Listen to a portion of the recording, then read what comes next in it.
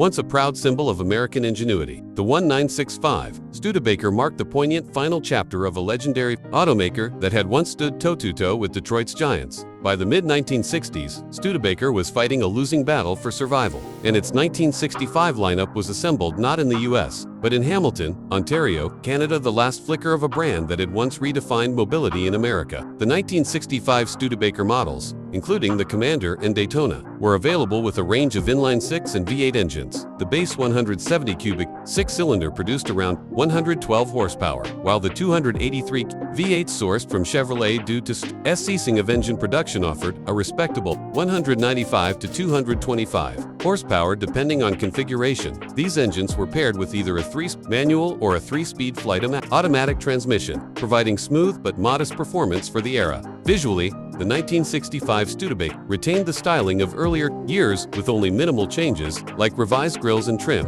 The Daytona model aimed to deliver appeal with bucket seats and sportier accents, attempting to compete with emerging personal luxury coupes and compacts. However, in a market increasingly dominated by Ford Mustangs, Chevrolet Chevelles, and Pontiac Tempests, Studebaker's offerings appeared dated and underpowered. Unlike its rivals, Studebaker had limited funds for innovation or aggressive marketing, which left it struggling to maintain relevance despite the company's historical legacy and loyal customer base. What made the 1965 Studebaker historically significant was not its innovation, but its symbolism. It represented the swan song of a company that had transitioned from wagons in the 1800s to pioneering cars in the early 20th century. Studebaker had long been known for distinctive styling, engineering innovation, and a spirit of independence that set it apart. Its exit from the automotive stage in 1966 marked the end of the era for independent automakers that had managed to survive outside the Big Three. Today, the 1965 Studebaker holds value as a collectible not because of cutting-edge performance or design, but because of its historical weight. It is cherished by classic car enthusiasts as a testament to resilience and the underdog spirit. In the future, as car culture evolves, this vehicle could see renewed appreciation in the growing classic EV conversion scene. With its clean lines and light weight, it offers an ideal canvas for retro-modern reinterpretation, whether preserved in its original form or electrified for the 21st century. The 1965 Studebaker remains a poignant reminder of a once great name that refused to fade quietly into history.